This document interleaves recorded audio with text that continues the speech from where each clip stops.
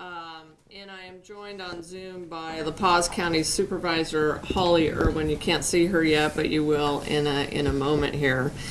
There's no one in this state who has done more to raise awareness of this issue that we're here to talk about today and its dire effects on the people of La Paz County than Supervisor Irwin. I am proud to stand with her. I want to thank her for her steadfast leadership and for doing everything possible to protect the communities that she represents. Today, I am announcing that the state of Arizona has filed a lawsuit against Fondamonte Arizona, LLC, a company whose actions have caused immense and in some cases irreparable harm to the groundwater of the Renegros Plain Basin in La Paz County. This lawsuit is a critical step in addressing a worsening water crisis in the region. Fondamonte has been extracting groundwater at an alarming rate. Over 31,000 acre-feet alone in 2023. For context, a single acre-foot of water can meet the annual needs of 3 single-family homes. Let me repeat that. Fondamonte has pumped 31,000 acre-feet in 2023, and a single acre-foot of water can meet the annual demands of 3 single-family homes. This means that Fondamonte's pumping in just 1 year could have supported nearly 93,000 households. The groundwater that they are exploiting supports the lives, livelihoods, and homes of the people of La Paz County. But instead of serving Arizonans, it is being used to grow water-intensive alfalfa for export to Saudi Arabia, a nation that has banned similar practices within its own borders. The consequences of this exploitation are stark and far-reaching. First, declining water levels. The water table has dropped precipitously, jeopardizing the community's only source of water. Wells are going dry, including those serving local churches and neighborhoods. If left unaddressed, many people living in the Renegros Plain Basin could be left without access to water. Land subsidence. The land is literally sinking in La Paz County, with as much as 9.8 inches of subsidence documented in the immediate vicinity of Fondamonte's farms.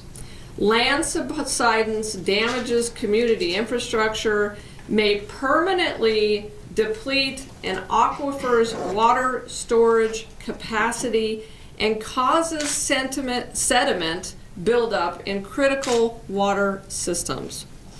Third, deteriorating water quality. As the aquifer is drained, the remaining water quality will be degraded, posing a serious risk to public health and safety. These impacts are not theoretical. They are being felt today. Families, farmers, and small businesses are already struggling, and the situation will only worsen without action. Earlier this year, I had the opportunity to meet with the residents of La Paz County, communities directly affected by this crisis. At a town hall meeting, over 150 people shared their stories of wells running dry, land sinking, and their growing uncertainty about the future of their towns in La Paz County. The people of La Paz County and those living in the Renegros Plain deserve action, and that is what we are delivering today. Fondamonte's unsustainable groundwater pumping that has caused devastating consequences for the Renegros Plain Basin, putting the health and future of the residents of La Paz County at risk. Arizona law is clear on this point. No company has the right to endanger an entire community's health and safety for its own gain. No company has the right to threaten the health and safety of an entire community for its own profit. That is clear, and the law is clear on that point. This crisis has been exacerbated by a failure of leadership in our state. The legislature has known about these issues for years and has failed to act, leaving the people of La Paz County vulnerable to exploitation by companies like Fondamonte. While laws regulating groundwater pumping could have prevented this situation, the legislature's inaction has allowed the crisis to grow. When the legislature fails to protect our most basic resources, the Attorney General must step in. Public nuisance law exists for exactly these kinds of situations. When the health, safety, and future of the entire community are at risk because of the other systems have failed, and that is why we're filing this lawsuit today. We are asking the court to do the following things. Number one, declare that Fondamonte's operations are a public nuisance under Arizona law. Number two, enjoin the company. In other words, prevent the company from continuing its excessive groundwater pumping. And number three, establish an abatement fund to address the damages that this company has caused. This is not just a legal issue, it is a moral one. Groundwater is a vital, life-sustaining resource, particularly in a desert like Arizona. No company, no matter how powerful, has the right to exploit this shared resource to the detriment of an entire community. No company has the right to do that, no matter how powerful they are. I want to thank my dedicated team at the Arizona Attorney General's office for their hard work in preparing this case. And I again want to thank Supervisor Irwin for her leadership on this issue. And to every Arizonan, my office will continue to stand up for our communities, our water, and our future. We cannot afford to wait any longer to protect this precious resource. Thank you very much for being here. I'm going to go through some slides now. Be real quick, I promise. All right. I know you think I'm going into professor mode. Yeah, you know, but then I'm going to turn it over to Supervisor Irwin to say a few words, but just a couple slides here to give you a sense. So I've already talked about this a little bit. Fondamonte has been extracting huge amounts of groundwater from the Renegros Plain since 2014. So the company has been operating in this area. Essentially, it's in the Vicksburg area of Arizona, La Paz County. As you get close to the California border, it's in far western Arizona. And they've been there growing alfalfa for export to Saudi Arabia. They put it on trains there in La Paz County, send it to Long Beach, and send it to Saudi Arabia from there. Fondamonte extracted 31,196 acre feet of groundwater in 2023. Again, enough to support 93,000 households for an entire year. And they came to Arizona to grow alfalfa because doing so was banned in Saudi Arabia. So this is in the lawsuit. You will see this chart in the lawsuit. Actually, it was created by the Arizona Department of Water Resources. You see the declining water levels here. This is a land subsidence zone that was drawn by and discovered by ADWR. You will also notice that it almost perfectly matches, or very closely matches, the contours of the Fondamonte farm in Vicksburg. The subsidence zone is tremendous. It's extreme. You can see in the darker shaded areas the greater subsidence, but this entire area is subsiding. And I want to also make another point, and it's not in the lawsuit, but it's something that I'm concerned about and that I think bears additional investigation. This line right here, the dotted line that you see here, is the Central Arizona Project. That is the CAP canal. It runs through a portion of the subsidence zone that we're talking about here that has been caused by Fondamonte. If anything were to happen to the Central Arizona Project because of this subsidence, that would affect the entire state of Arizona. And so obviously, I've already spoken with the CAP about this, and I think it's something for us to be concerned about, as if the pumping were to continue unabated, there are serious questions about whether that would affect the Central Arizona Project. Just some pictures. This is Holly Irwin and I about almost 3 years ago, just outside the Fondamonte farm. And this is a picture showing the alfalfa farm operated by Fondamonte in Vicksburg. This is a farm from above in and near Vicksburg. You can see how much is being grown. Another photo as well showing the vast amounts of alfalfa being grown in our arid environment in the desert. So again, the goals of this lawsuit: declare Fondamonte's operations a public nuisance under Arizona law.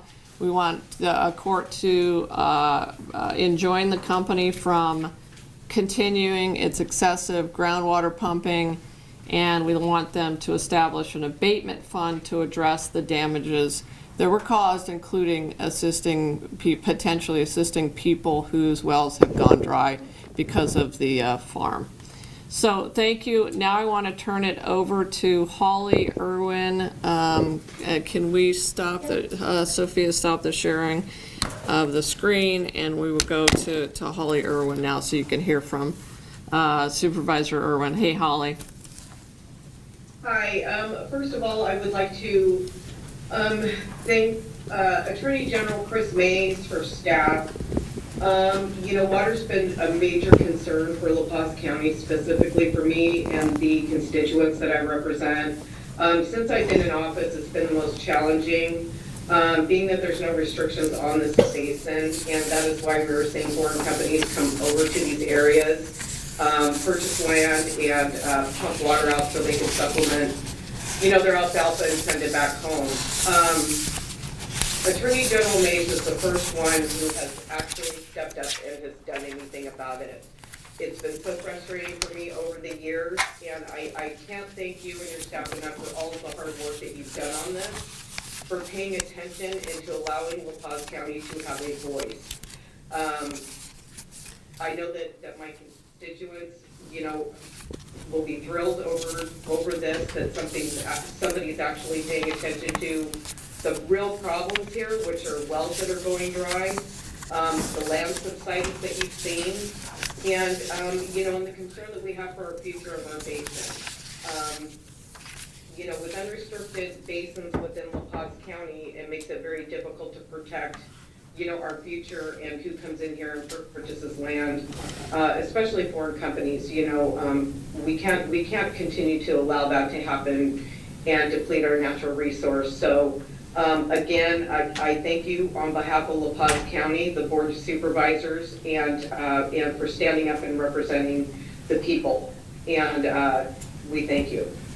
Thanks, Holly, appreciate it. So hang tight if you would. We're gonna go now to questions from reporters. Howard? Well, let me start with a very basic one.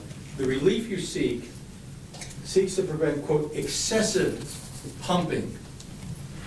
What the hell is excessive pumping? If you're growing alfalfa, you need a certain amount of water. How do you define that? I mean, you're asking the court to define what is excessive? That seems to be a sort of a fool's errand, maybe. I don't know. What is excessive? Yeah, I know. I don't think it's a fool's errand at all, and we're going to get into this in the case. But in our mind, excessive pumping is pumping that creates a public nuisance, and that's what we have here. And you know, our lawsuit talks about the damages that have been caused by this pumping.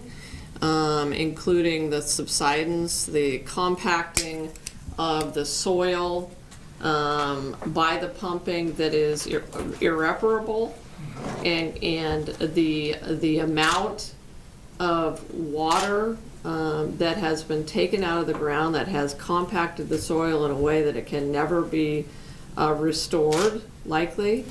And, you know, excessive is dewatering nearby wells.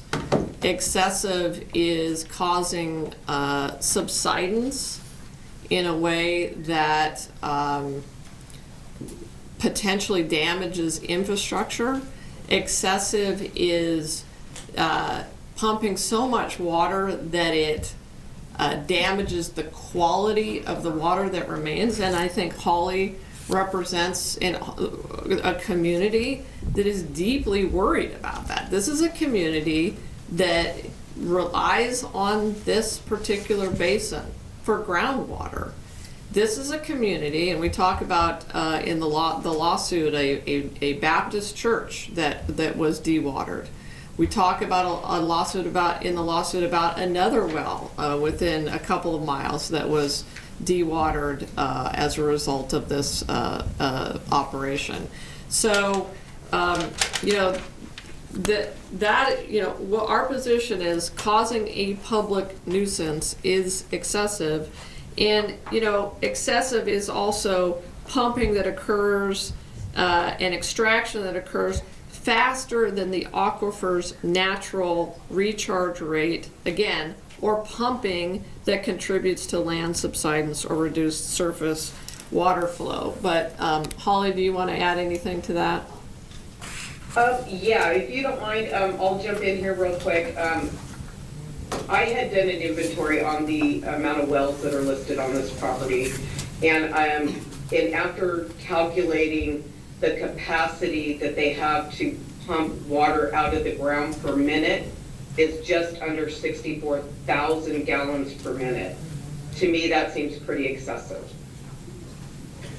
I think, and just if I could add to that, you know, one of the things that we heard at our town hall from residents was their real frustration with the fact that this is a company that obviously has the money to drill wells down to, you know, 1,500, 2,000 feet, when the folks who have lived in this community long before the Saudis showed up can only drill down a couple hundred feet. It's just not fair.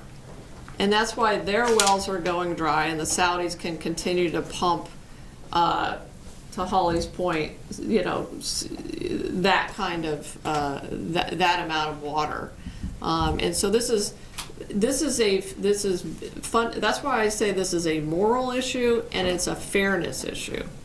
Not just in this part of our state, but in a lot of other areas of the state that we'll be focusing on in the future. So, yeah, I'm just intrigued by the term declaration of a public nuisance. I would imagine there should be something legally that's even more severe, because this is a dire situation. Public nuisance, that sounds like a very low level, if you can explain the term. Well, it's in the law. I mean, it's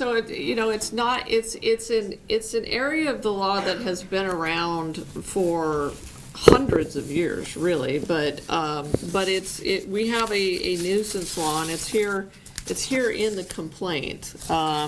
And I can read from it, but essentially it's 13-2917 here in the litigation. And under this law, a public nuisance is anything that is injurious to health, indecent, offensive to the senses, or an obstruction to the free use of property that interferes with the comfortable enjoyment of life or property by an entire community or neighborhood by a considerable number of persons. So that is what a nuisance is, and you guys all remember, I used nuisance law to stop a proposed mine in Chino Valley about a year ago when a mining company was going to blow up a mountaintop over top a number of people's homes. This is a very similar analysis under the public nuisance law. It's not something that has been used very often recently, but we're going to use it to protect the people of La Paz County. Yes, back here. Is there existing case law that defines what excessive pumping is, or that can give a judge a guideline to determine that? Is there research on how much water alfalfa needs versus what they're pumping, you know? Good question. I would say there is not. I think the answer is there's not a lot of recent case law on this issue. But there's certainly case law on nuisance and on what a public nuisance is, and we'll be obviously going through that in the course of the case. But Bram, yeah, this is really a novel approach to water, as you said in the past. What's to stop Fondamonte from turning around and telling water users in that area, hey, hang on, you guys are using too much? you know, I think that is not very plausible. It's not a plausible scenario just because of the massive amount of water being used by Fondamonte. Look, and this is in the lawsuit as well. Fondamonte, Fondamonte's alfalfa operations represent, I believe, more than 85% of the alfalfa growth in this basin, and a massive amount of the water usage in the basin. I may have that turned around at maybe 85% of the water use in the basin. There's just nobody in this basin that even comes close to the amount of water that Fondamonte is using for alfalfa. Not even close. And so this is a pretty clear case of one party being the cause of the nuisance in the area. And you singled out the legislature for their inaction. The governor, the director of water resources, the state land department all have a stake in this. Have they been inactive too? Have they just sat on their hands? So look, I'm particularly critical of the legislature. I think they most of all have been completely AWOL when it comes to addressing rural Arizona's water needs and these situations where people are being harmed. I mean, they have been AWOL. I obviously was heartened when the governor made the decision that I was advocating for to cancel the Butler Valley leases, so we have that done, and looking forward to seeing what she does down in Cochise County. I think it was a good first step down in Cochise County to start the AMA process. What are the prospects of canceling Fondamonte's lease? Yeah, I mean, I certainly, there are leases still in Vicksburg, and it's my view that those leases could have already been canceled at this point, given the evidence that we already have. But I would say that, I think the evidence that we're going to develop in this case will provide further impetus for those leases to be canceled. So how much once of and this for all. land then is state leased, and how much belongs to someone else? Yeah. And they may be leasing it from a private party, and the state has no role. Very little of it belongs to someone else. So, of this area, Yeah. most of it is Fondamonte. So, obviously it's checkerboarded. Some is state land that they're leasing Yeah. from the state land department, but they also have private land. So, obviously canceling the leases would help a lot, but they're still gonna have private land that they can pump off of. So let's come over here. You just mentioned Cochise County, which obviously has a very similar situation. Are there plans to file similar lawsuits in the future against, say, Riverview, who's doing the same thing down there? Yeah.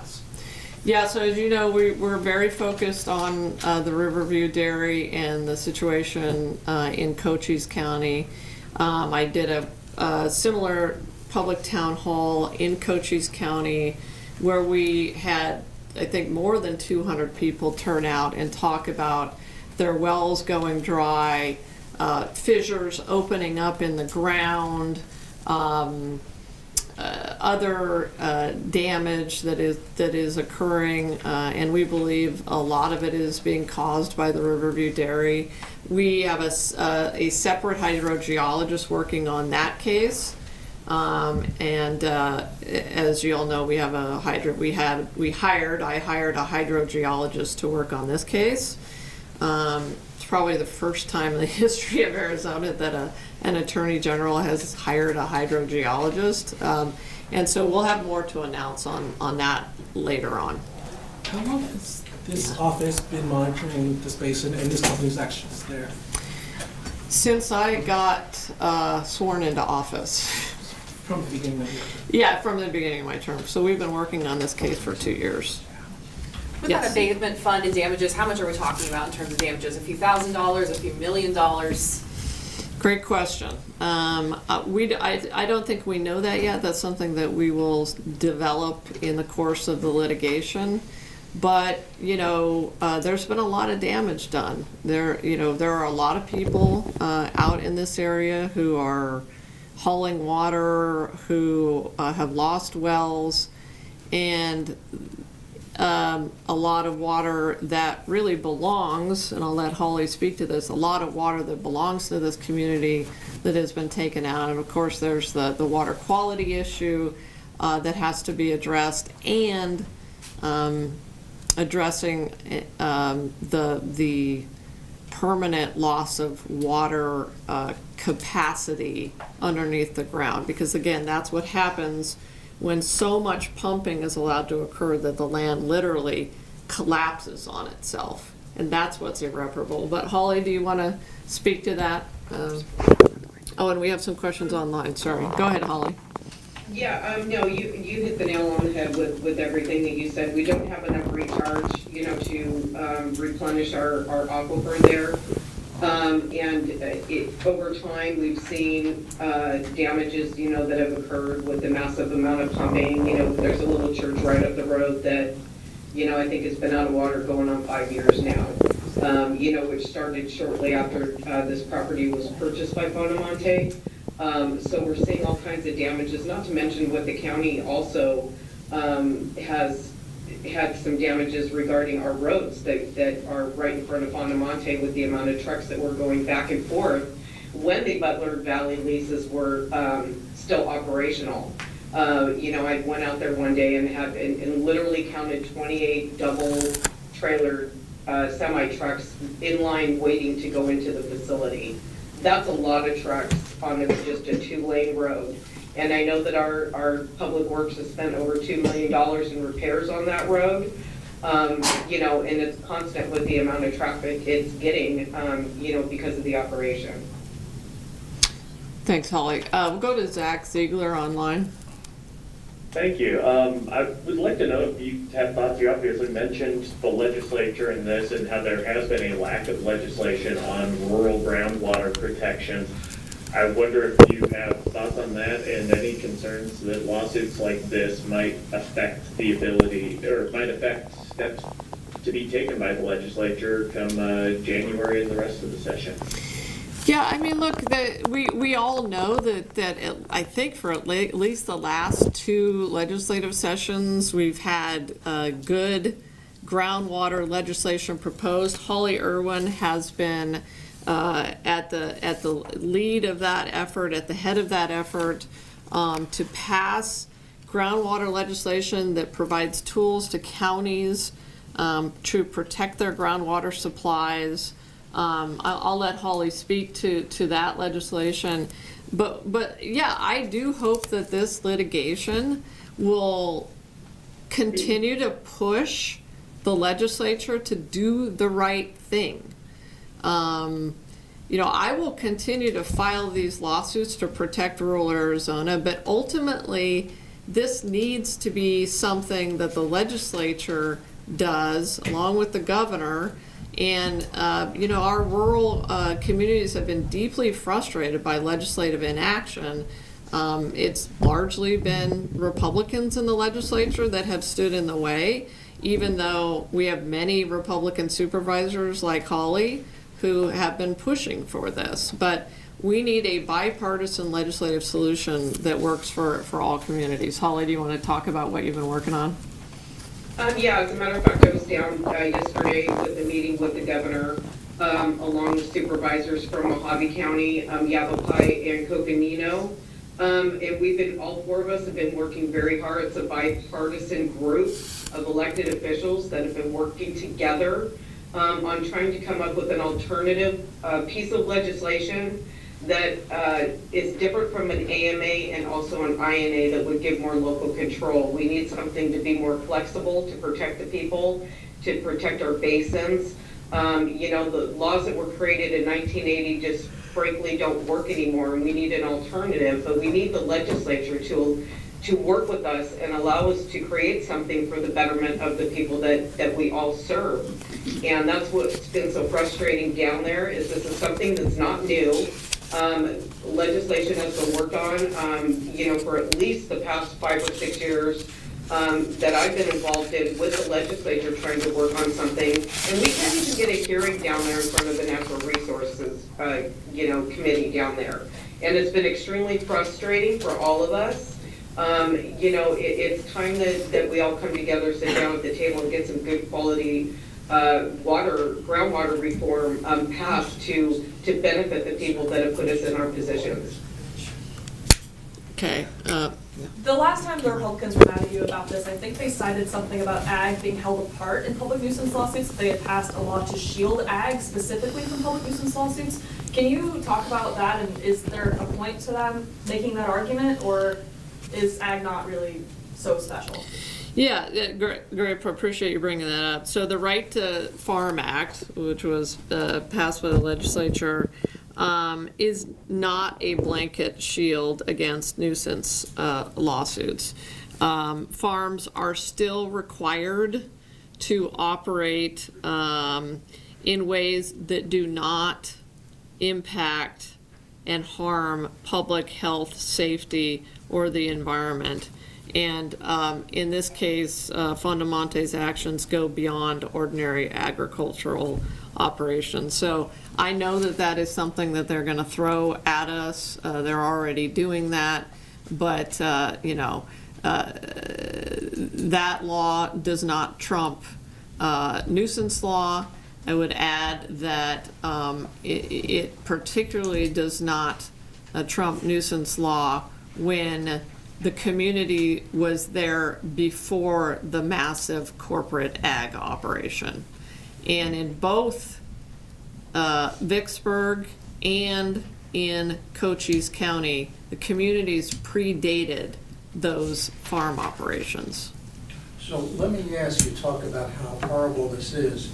The litigation does ask for an order excessive groundwater function adjoining, but I don't see a motion in there for a TRO or a preliminary temporary injunction. So are you just going to let this go through the multi-year process? I mean, will we be standing here 3 years from now, when you finally get your day in court? Why not seek at least a preliminary injunction? You know, I think that, you know, we hope that this is not a multi-year process. We're hoping that this that this is something that moves quickly, expeditiously, and we'll be pushing for that to happen, you know? I mean, I'm still stuck with my question. yeah. You understand, Well, look, as we an want ASU law grad, you understand injunctive relief. Why aren't you seeking injunctive relief, given what the extensive damage you said is occurring, you know, Yeah. 93,000 homes per year that could be served? We- It seems like you would have the basis. We want to do this. We want to succeed in this lawsuit, and so that is paramount. You know, if we develop evidence in the course of discovery that would support that, we will certainly look at amending the complaint. Bram? Yeah, Fondamonte's been a big fat target for several years now, but they are not alone. Give us the big picture on to what extent these major industrial farms are using groundwater statewide, Yeah. Fondamonte and others. Yeah, you know, and I know that, look, so this, yeah, that is true. They are not alone. But I do think there are, you know, probably a handful of examples where we are seeing extreme groundwater pumping that is causing real and immediate damage to Arizonans. And it's those situations that I will be focused on as Attorney General. I would also say we have resource constraints. There's only so much of this that we can do. But it's concerning because this is something that can develop really quickly. Holly Irwin has seen it with her own eyes, has been dealing with this for at least 7 years as a supervisor. And there are probably areas throughout Arizona that are on the precipice of facing this kind of damage. So we'll be looking at that. But again, that goes to the need for the legislature to act. You know, we have not had a true update to Bruce Babbitt's 1980 Groundwater Act since 1980. And that needs to change. Holly, do you want to speak to that? And I know you talk to your fellow supervisors a lot, so. Sorry, did I step on you? No, it's okay. It's okay, go ahead. Yeah, no, you're absolutely correct. It's been extremely frustrating, you know, working on this issue with groundwater. You know, La Paz County, for those of you that are unaware, you know, we have at least 3 basins that are unrestricted, which means anybody can come and drop a straw on the ground and start pumping water. So it's been extremely frustrating to protect ourselves from, you know, special interest groups and foreign companies from coming over here. It took a change in administration, and I think it clearly shows how Republicans and Democrats can clearly work together in a bipartisan effort. I have that with Attorney General Chris Mays, along with Governor Katie Hobbs. You know, listening to the concerns that we have and being able to work with the elected officials and truly hearing what we're talking about, because we're the ones dealing with it on a daily basis. So it's refreshing. It gives a little sense of hope that maybe we can finally get something done.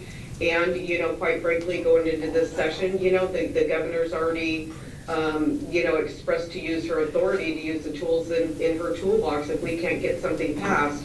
But we definitely need some sort of alternative, because the AMAs and INAs are, in my opinion, they're not the answer in today's time. Yes. Sorry, we walked in a little bit late. Are you able to just summarize the basis of the lawsuit and really the impact from the groundwater pumping in communities like La Paz? Right. So we today are announcing a lawsuit against Fondamonte LLC based on Arizona nuisance law. Fondamonte, through its operations in Vicksburg and around Vicksburg, Arizona, is causing damage to the groundwater levels, to nearby infrastructure, to wells that are going dry. And we are seeking through this lawsuit to protect rural Arizonans, to protect our rural water supplies, and to make sure that we can preserve those water supplies for future generations. I want to really reiterate and underscore this. When I go out to rural Arizona and I do these town halls, I believe, based on what folks are telling me, that they feel as though Phoenix politicians have forgotten them. And that's not okay. It is not okay for someone in La Paz County or Cochise County to be treated differently than somebody who lives in Phoenix. And so, you know, we are not going to forget rural Arizona ever. As Attorney General, this will continue to be a focus of mine, and particularly around preserving the water supplies that belong to these communities that are being exploited, in this case, by a Saudi-owned corporation, so that it can grow alfalfa and ship it back to feed their cows in Saudi Arabia. We have time for one more, and I think we got some off topic. Okay, here, Cameron, yes. I have an off-topic question. Okay, we'll go off topic. I just wanted to get a comment from you on Albertsons and Kroger, the merger being blocked. This morning, Albertsons is announcing that they're suing Kroger. Any reaction to that and how it will impact Arizona citizens? Yeah, I am very, very pleased that two judges yesterday blocked the Kroger-Albertsons merger. As you know, on behalf of the state of Arizona, I sued to block the merger in the federal case along with the FTC. I believe that merger would have led to higher grocery prices. It would have potentially decimated the economies of rural Arizona. And it could have led to thousands of job losses. Also, it would have increased pharmacy deserts and food deserts. So I think it's great news for Arizona consumers that this merger has been blocked, and now it looks like it's gone down in flames. I also think they've announced that they've pulled out, that Albertsons has pulled out, that Albertsons has pulled out of the merger. I hope it sends a signal that we're not gonna lay down and allow these kinds of anti-consumer mergers to happen. And I also hope that Donald Trump's FTC doesn't regress and take a step backwards on fighting these kinds of mergers. I've heard some concerning things coming out of the newly announced FTC chair about that, and I certainly would hope that wouldn't be the case. Let me go back to the subject at hand. We keep talking about a Saudi company growing alfalfa to feed Saudi cows in Saudi Arabia because they can't grow it. We have alfalfa farms all over a state with 7 inches of rain. I have a 160-acre alfalfa farm literally a half mile from my home. Mm-hmm. What makes, I mean, if we're not going to outlaw growing alfalfa, if we're not going to outlaw shipping our fruits and vegetables and alfalfa out of state, you know, what makes this the hill to die on? This one is the hill to die on. I hope it doesn't come to that, but look, this one is worth fighting for, because the people of La Paz County are clearly being damaged by this alfalfa operation. And it's my job as Attorney General to protect the people of Arizona. I also believe that Cochise County is being seriously damaged by the Riverview dairy. You know, the evidence of damage in Cochise County is just as strong, if not potentially stronger than here. I mean, I think it's equally strong, really. That great damage is being caused by the Riverview dairy. So you're right, Howard, that there are alfalfa farms all across Arizona, and that is really a policy question for the legislature. At a time when we are going to be facing curtailments of our Colorado River water at a time when climate change is affecting our groundwater resources. Can we afford to have so much alfalfa farming in our state? But that's not a question for me to answer per se. I obviously have personal opinions about it, but it's a question for the legislature as we go forward. So I have an Cameron, adjacent question to that. There's Okay. a lot of talk about Bondamonte being a foreign company, and I remember at the Ledge, it was foreign land leases, foreign this, foreign that, they're not from here, they're taking our stuff.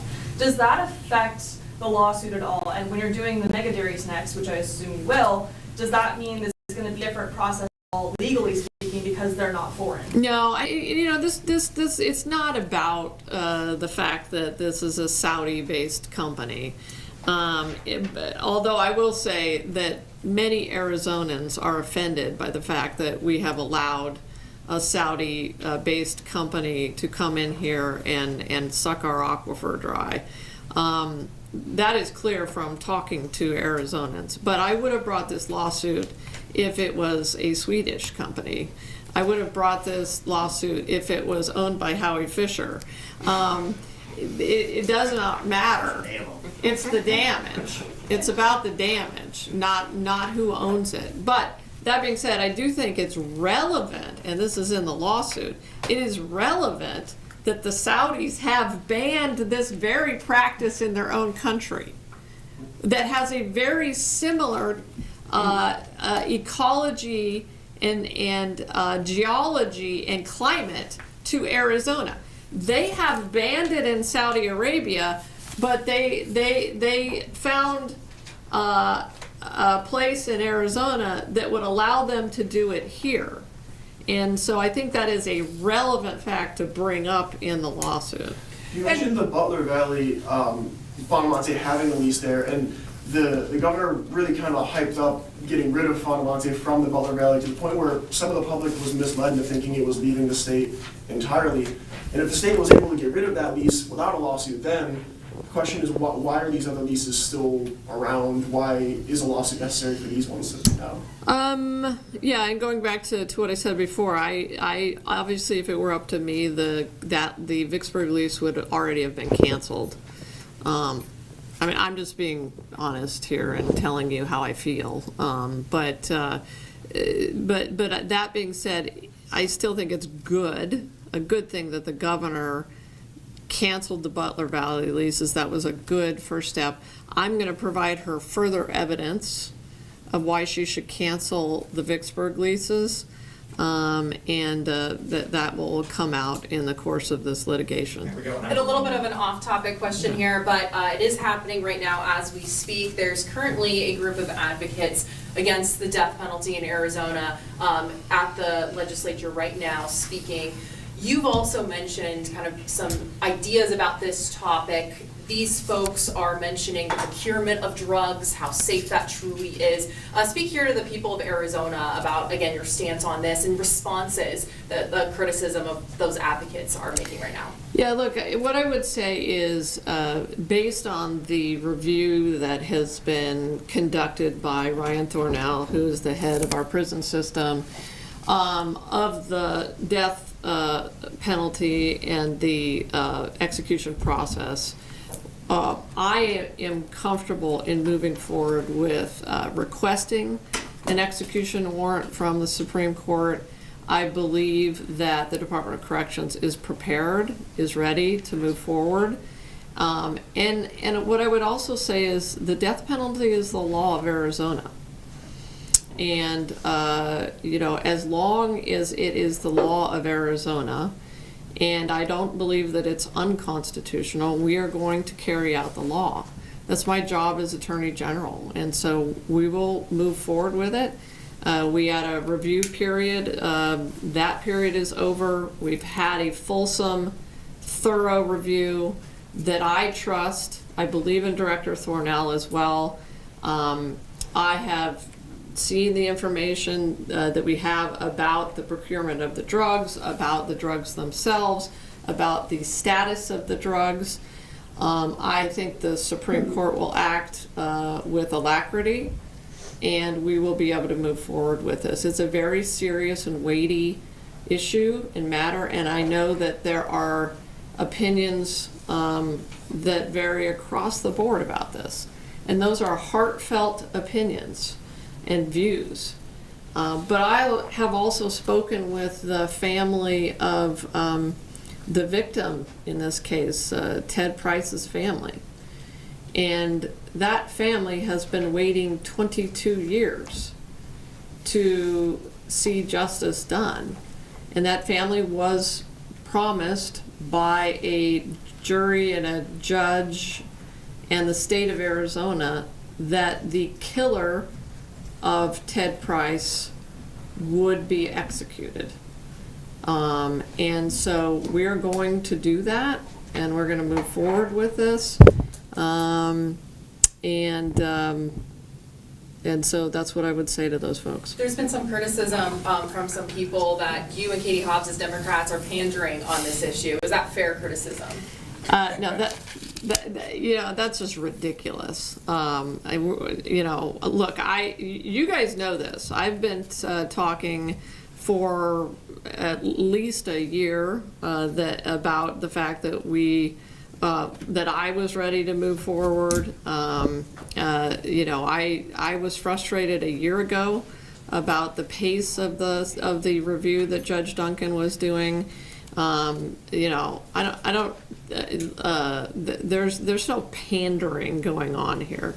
We engaged in a very thorough review of the death penalty, and frankly, I think that's offensive to the attorneys inside this office who have been working so hard on all of the death penalty cases where we handle the appeals on behalf of the state of Arizona, and those attorneys who are working on making sure that this is done in an appropriate way on behalf of the state of Arizona.